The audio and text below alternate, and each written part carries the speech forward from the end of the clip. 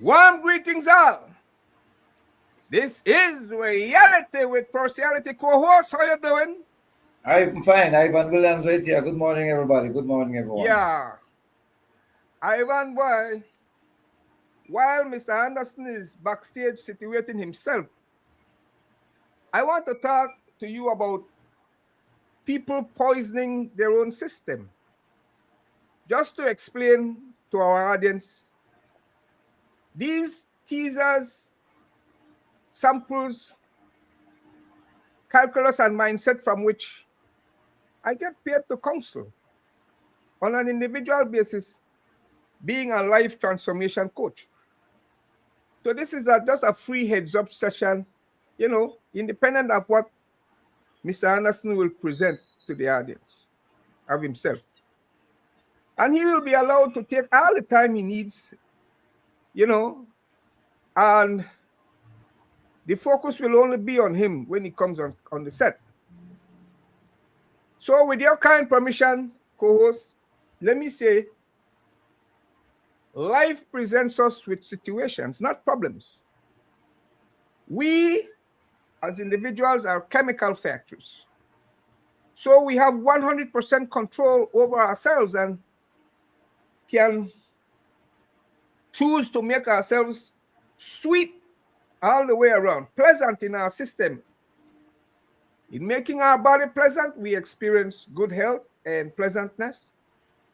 In making our energies pleasant, we make you become blissful and ecstatic. In making your thoughts pleasant, you become peaceful and joyful. And in making your emotions pleasant, in making your emotions pleasant, you are loving and compassionate. What we don't have control over, co-host, is the environment. Whenever things don't go our way, it's because they're either going God's way or somebody else's. However, instead of making ourselves pleasant throughout our system, this is the problem. We tend to create poisons intended for ours, yes, others, yes, but we are the ones drinking it ourselves. Poisons such as anger, bitterness, envy, hatred, and the like. Therefore, in one breath, when we are breathing in, we are peaceful, joyful, loving, and compassionate. And in so doing, we are telling our system we want to live. But in the other breath, when we generate anger, bitterness, envy, hatred, and the like, we are in effect saying we don't want to live. We want to live, we don't want to live. We want to live, we don't want to live. Instead, we want to die. So since we have 100% control over our system, but not the environment, then when we choose to torment our system with anger, bitterness, envy, hatred, together with that blunder, what we are doing is we are going to our comfort zone, claiming that life is unfair to us. In so doing, we are limiting our life, meaning our lifespan. Our 3 score and 10 or brata with it. Life is neither fair or unfair to whosoever. Life, simply put, is what it is. In life, we are presented with only situations, not problems, situations wherein we choose how we respond. So just to repeat again, when the environment is pleasant, people call it a success. However, the individual can't change the environment. She can only influence it because others have a say-so. So whenever things aren't going our way, it's either because it's going God's way or somebody else's. No. Whereas we can't change the environment, we have 100% control over ourselves, our body, energy system, thought, and emotion. We are able to make all our emotions sweet so people fall in love with us. Now, bam! Yes, thank you Today very much. we have Thank you very much. Aaron Anderson, welcome to Reality with Partiality. On one Good hand, morning. there's Good people's morning. perception of you, thank you, and on the other lies the reality. Aaron, take your 15 minutes without interruption to tell us who you are, from whence you came, to where you are going, as well as how Aaron sees himself, where he sees himself going, after which co-host and I will ask you to elaborate on things emanating from your presentation, just to bring clarity to our audience. So, fellow Belizean and Dangligan native Aaron Anderson, tell us who you are. Good morning. Good morning. Good morning, sir. Aaron Anderson is a simple but complicated soul. Way back in the early 80s, I is when I started to remember my life. Like 82, 83, going to Sacred Heart School. Um, Growing up in the foreshore area, walking to Sacred Heart every morning, one of the things that I remember clearly is what Dangriga was like back then. You could walk two ways, either the riverside or you go on Main Street towards school, and each would present a different view, a different feel.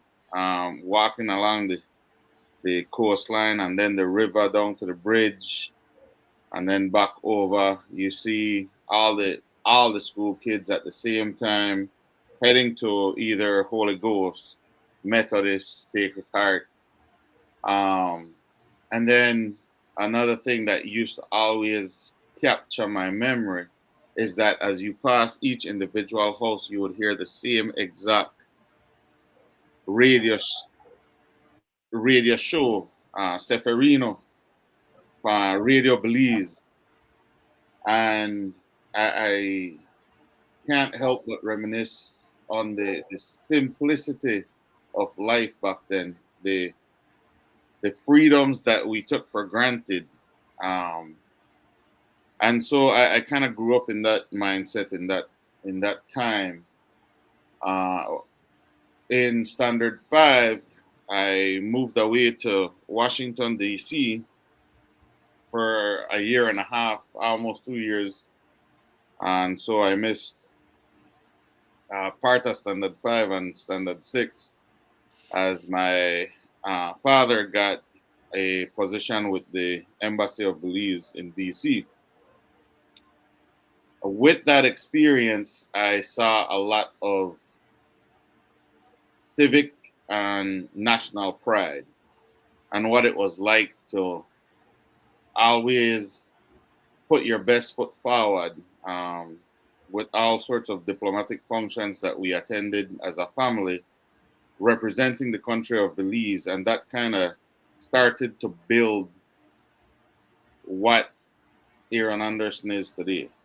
Um, Returned back in 1990 to Dangriga, where I started First Farm Ecumenical, and um, went into the sciences um, in my second year, and picked up a love of math actually, and then like Mr. Williams, law. But in 1993, as a 15-year-old boy, I was able to help at a very minimal level, but still engaged enough in the campaign um, election season for UDP, Russell Chista Garcia in '93, and that kind of energized that part of Belizean life, as well as the part that started to grow as a, the son of a diplomat. And then after that election was won by the United Democratic Party, my father was sent to Guatemala City, to the embassy of Belize there. and What's the your crowd. papa's name? What's that? Your papa's name? Dr. Henry Anderson. Okay, go ahead, go ahead. So that those 2 years in Guatemala City really solidified the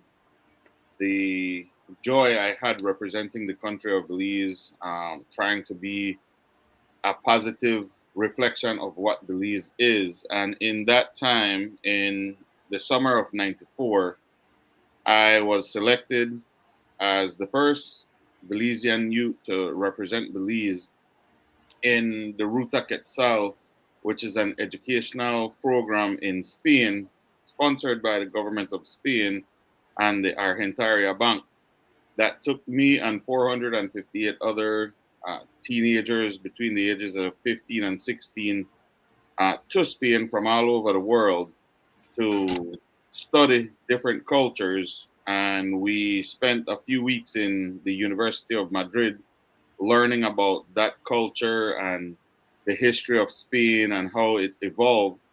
And then we headed down to South America to study the people of the Guarani people, I mean, and that's along the Amazon belt. And from there, the experience there was one that taught me resilience, perseverance, all at the same time teaching me how to best represent Belize, as I was, like I stated, the first person to ever represent Belize, and if future invitations were coming, it was dependent on how that went for me.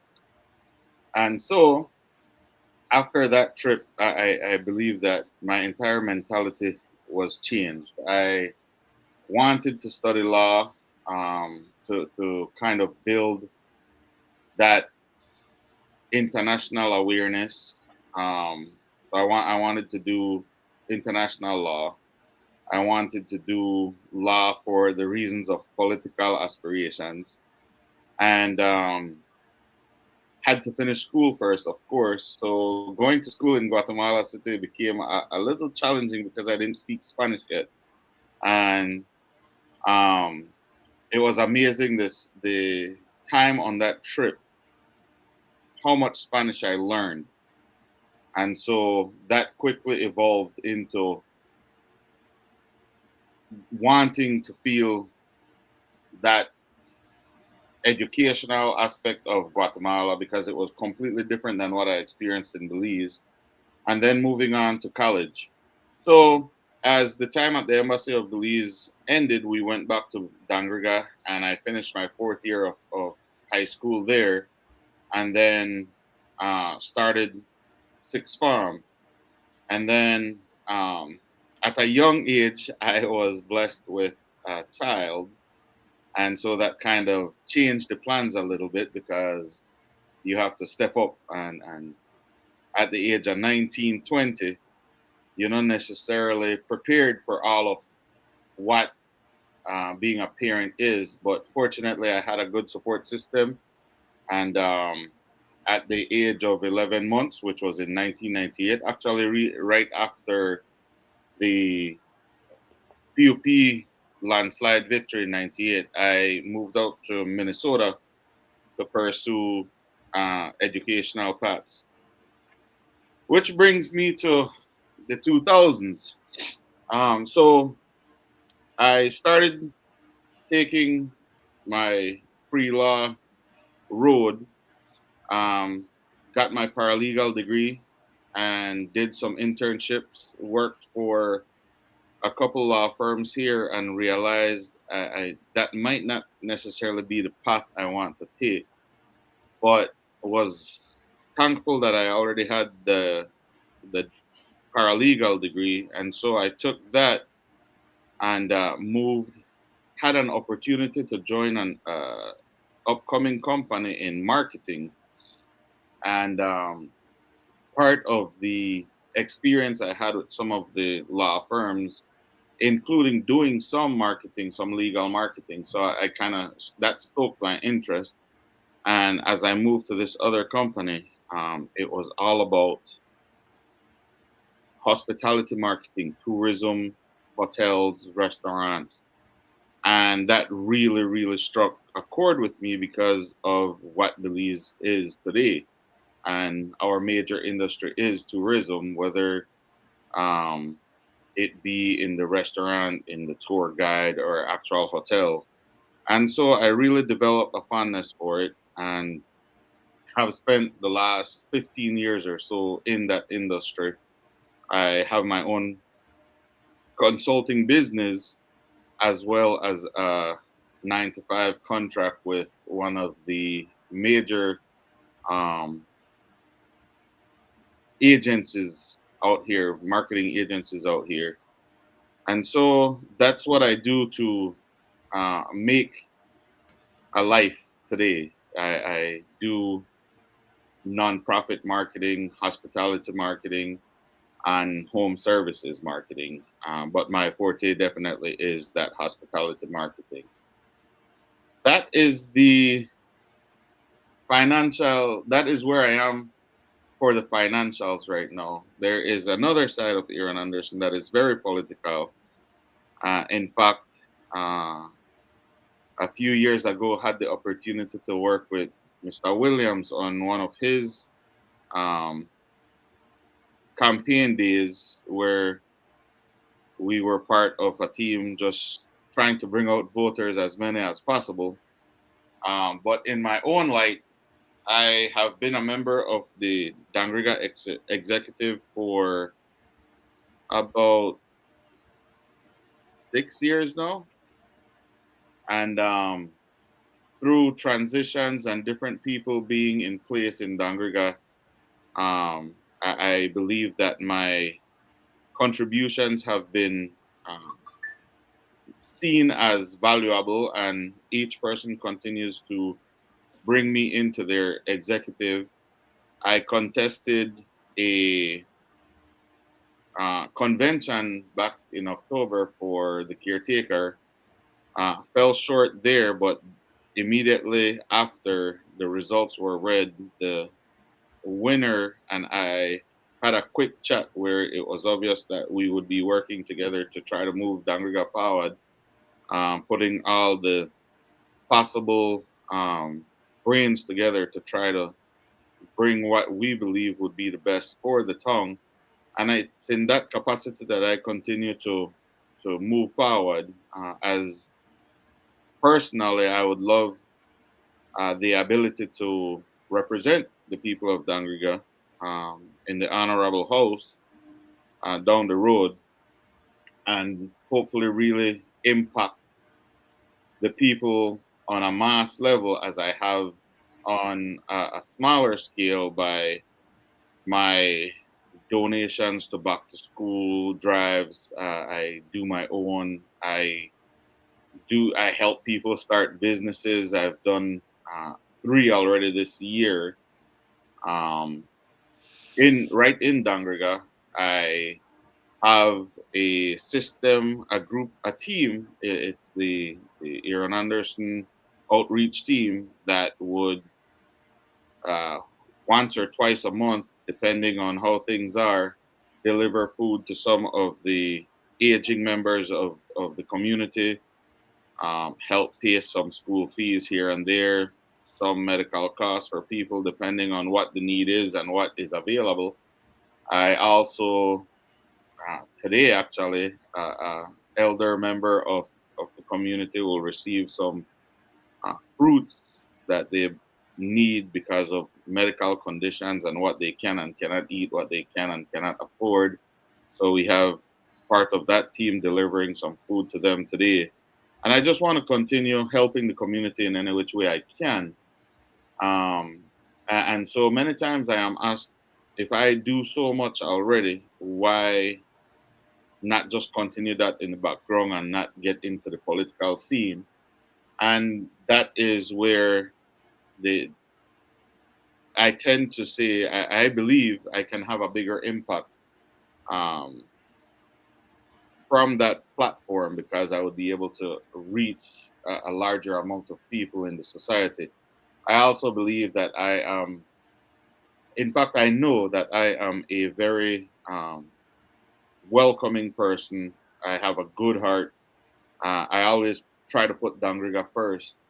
And I believe that at times we have fallen short from that kind of representation. And I that is where I would like to be. At the end of the day, by 2035, 2040, I would like to see an Aaron Anderson and a Dangriga, Aaron Anderson as a representative of Dangriga by 2035, and 2040, maybe, and hopefully Dangriga could have the country's first prime minister, as I wouldn't be shy from approaching that aspect as well. And I would be lying if I said that is not part of my aspirations.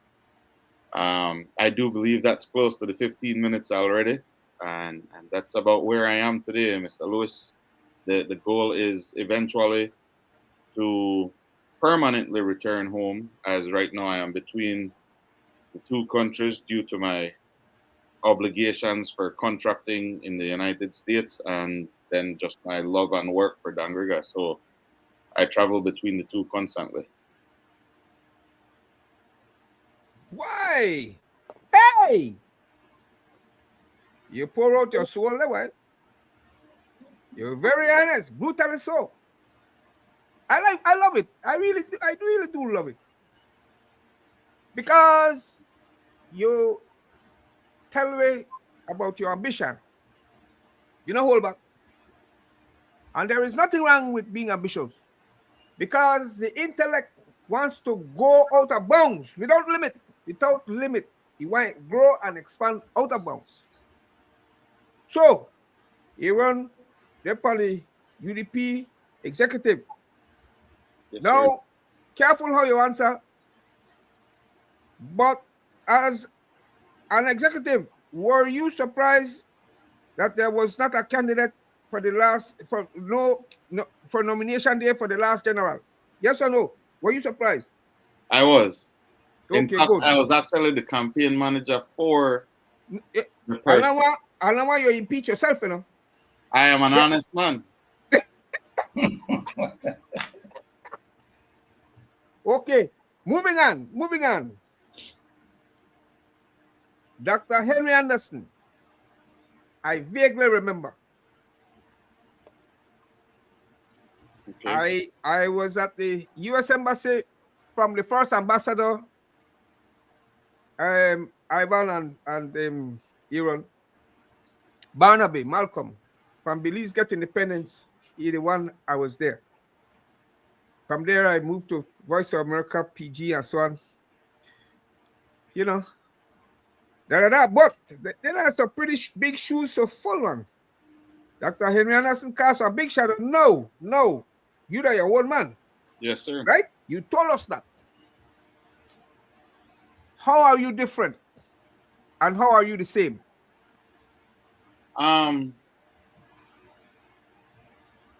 It's amazing what experience gain you. And I always live by this. It takes a man to learn from his experiences, his mistakes, but it takes a wise man to learn from the experience and mistakes from another. How am I the same? I am my father's child. I am my mother's child. I was brought Bam. up and raised in their home.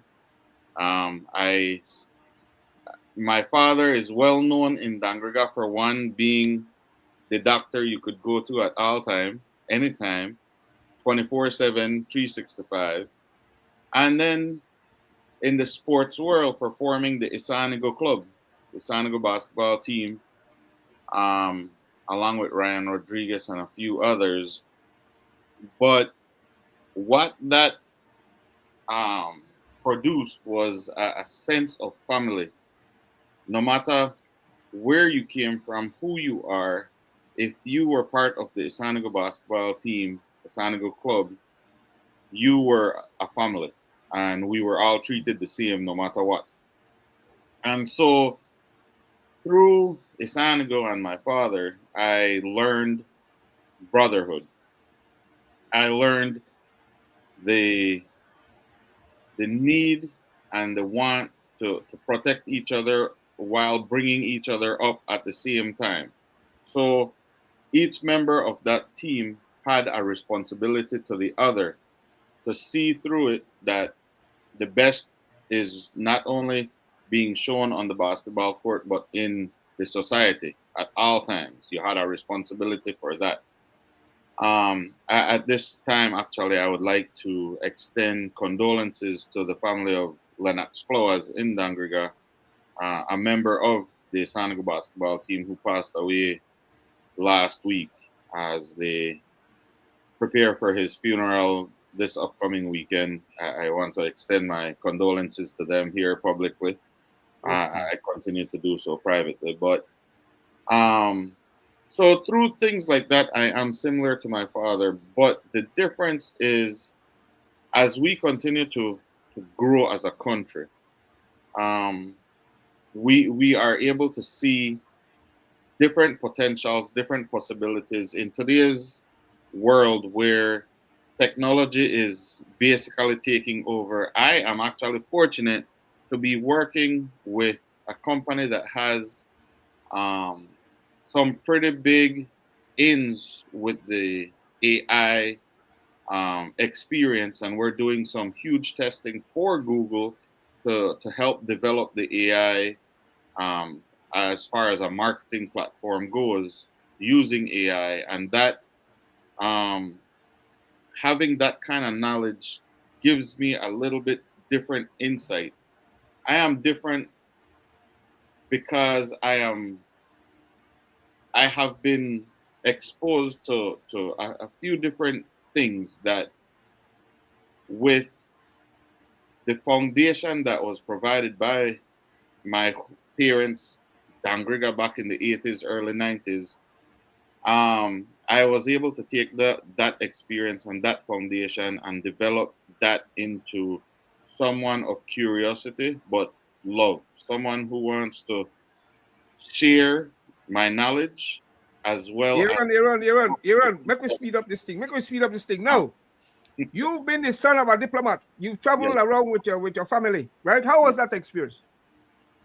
Um, it was always enlightening because you got to meet people from all over the world in that diplomatic circle, and every encounter you were learning something about a different culture. You were presenting what Belize is to you, and you always had to be on top of what is the best parts of your country to deliver that experience and that potential to whoever you are talking with. I want to pay good attention. You have siblings, right? Yes, I do. Tell me about them again. Repeat, maybe for me, you're so hard of hearing. I have an older sister that is in Minnesota, an older brother who is also in Minnesota. My sister studied psychology. My younger brother is a Le Cordon Bleu chef, and I have an older brother that passed away back in 2012. He was the owner of King Henry's Barbecue in Placentia. So you the dual citizenship or I have a green card. I am a one okay, citizen man. okay. So then text on shout out at Trump then, no? I have to be careful, but yeah, I do. Huh? So then I stone do. on, no? You're stone. As Yeah, hard as yeah, I but you can. deserve it, Okay, good. No, no, no, no. La marketing director, manager. La marketing director. What is your comfort zone, really? It's definitely in the marketing aspect. When you are presented with you have businesses that come to you because there's a problem. Usually it's because they are down financially and they want help marketing that business. When you put a strategy together for a business and you see that executed to a T, and you see the positive impacts that it has on each individual business. I work a lot, mainly with mom and pops, not big corporate giants, mainly mom and pops.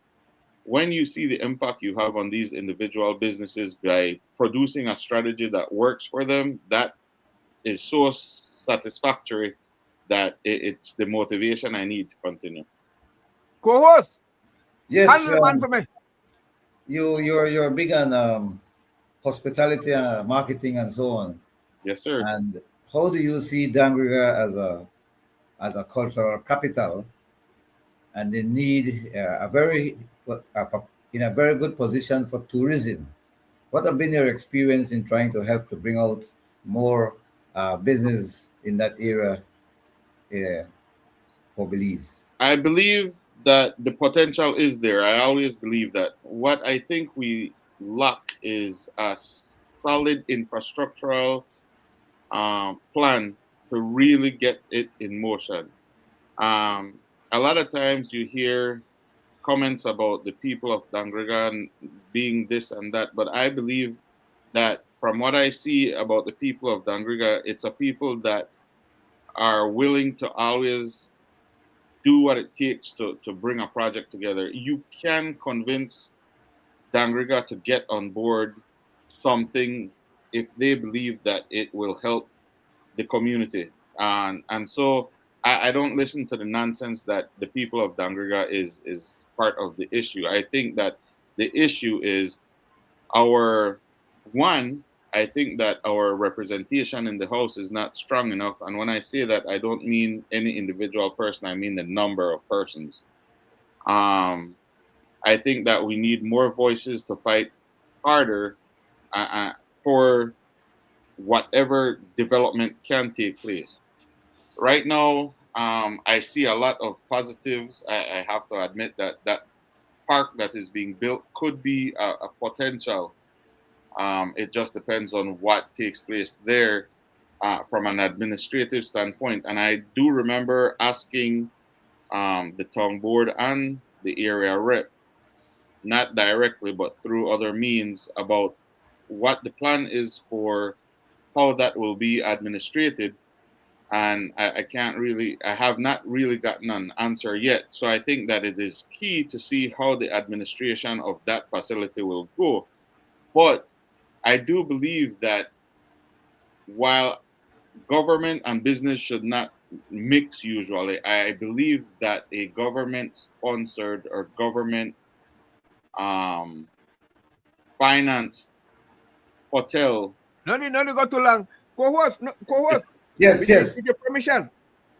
Go ahead, man. The jetted thing. How you say the jetted thing? Aaron, man. Oh, Uh-huh. I think you said co-host. Oh, The jetty, I believe that what took place there, criminal almost. Huh? Um, it's almost criminal from my understanding. And again, I don't think anybody has a clear understanding. But what we see is that that was given to private hands to develop, which automatically takes the potential of what jetty was back in the early days to from the people of Dangriga as a port.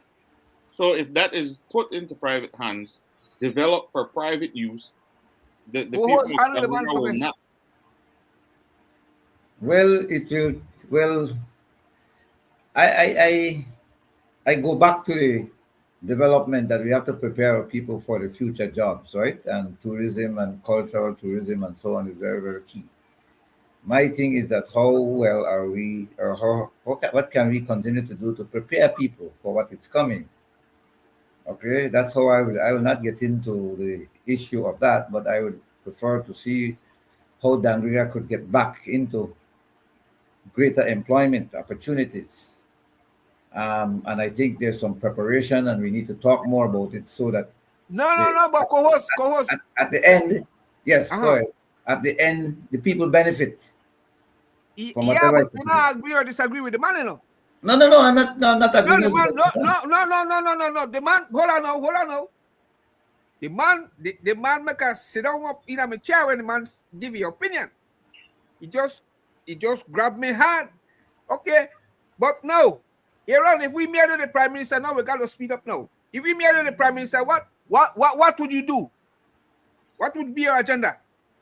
Well, I would love to see medical development, educational development, um, economical development. I believe that taxation on fuel, it has been and will always continue to be an a huge burden on the people of Belize. I would reduce that fuel tax by 50 or more percent and add a luxury tax to things like alcohol and cigarettes, um, to try to counter that balance. I would also like to improve the civil servants, and see what best training we can do to be more efficient in those government entities in Belmopan and around the country that you tend to get complaints about all the time. I believe that to build, we have to rebuild. We have to restart the foundation. We have to reset what is norm. And I would like to begin by completely re-educating the masses as to what basic customer service is, what we should be doing constantly to execute the best possible while being efficient, cost effective, and just solution oriented. I don't believe everyone today is as solution oriented as we can be. A lot of people go to work just to buy the time, do minimum, and get the job done and collect a Okay, paycheck. okay. This is a rapid fire now. Prepare your final question, co-host. Now, talk to me about this the nature of the jobs going forward. Compare what we have now, right? The telemarketing. Um, is that how you see that juxtaposed with where future what are to be job wise? Telemarketing, the dead end job. It might pay bills for now, but honestly, we are taking advantage of our labor force. We need to set a foundation where we can get that labor force more technologically ready for what is coming in the future. Um, Hopefully, providing some free educational programs that can easily. What I learned to do with Google was easier than people might think.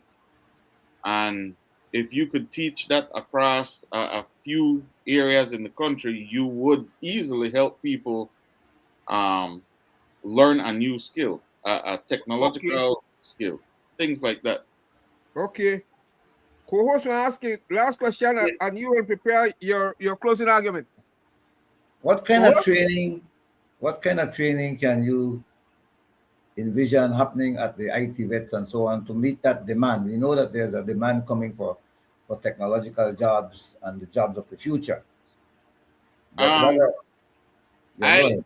I took a hospitality management course from the University of Florida Atlantic, and it was a 2 month period that taught me hospitality, finance management, as well as some marketing, the basics of marketing, Google, Meta, Microsoft. And though I already knew how to do that stuff, I had a background.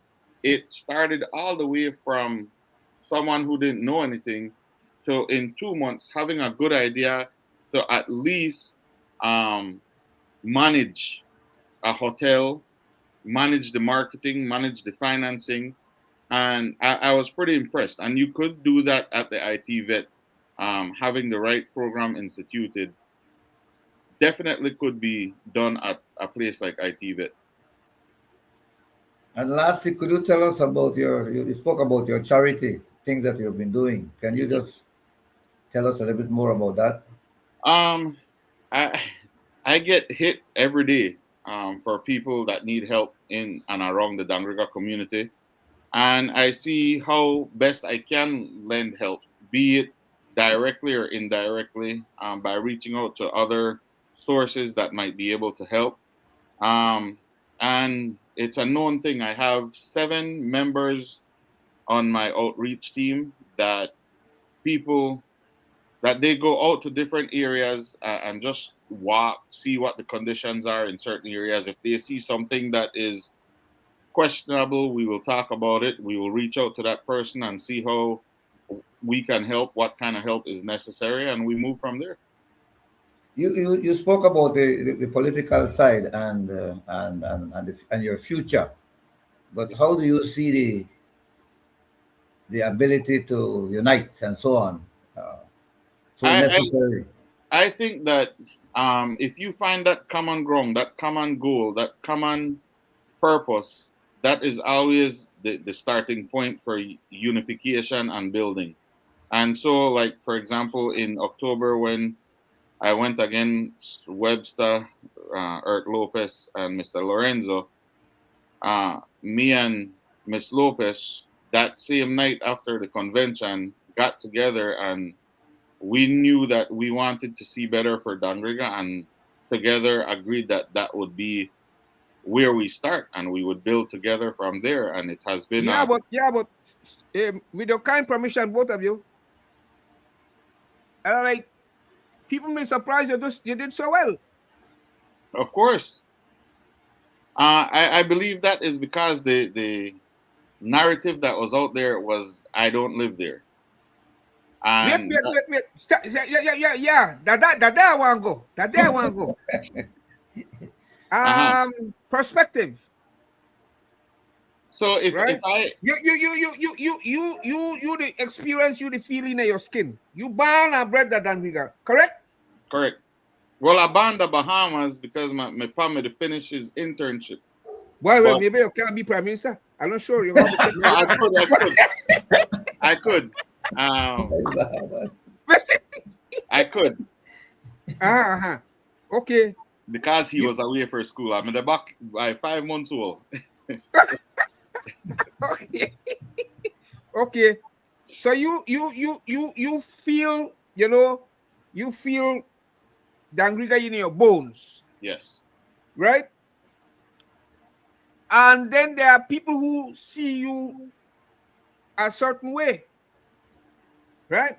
Mhm. I know you could say a few words. I know you can understand so Garifuna. Yes or no? Correct. Show something. Say my bad word. No, I no, don't no. understand it. It might not be as appropriate as we want to be right now. Hey! All right. You take a pass. All right. But prepare your closing argument. But I want people to know, right, that we not must be prejudiced. And you have racism and you have reverse racism. Okay? So we must be very careful.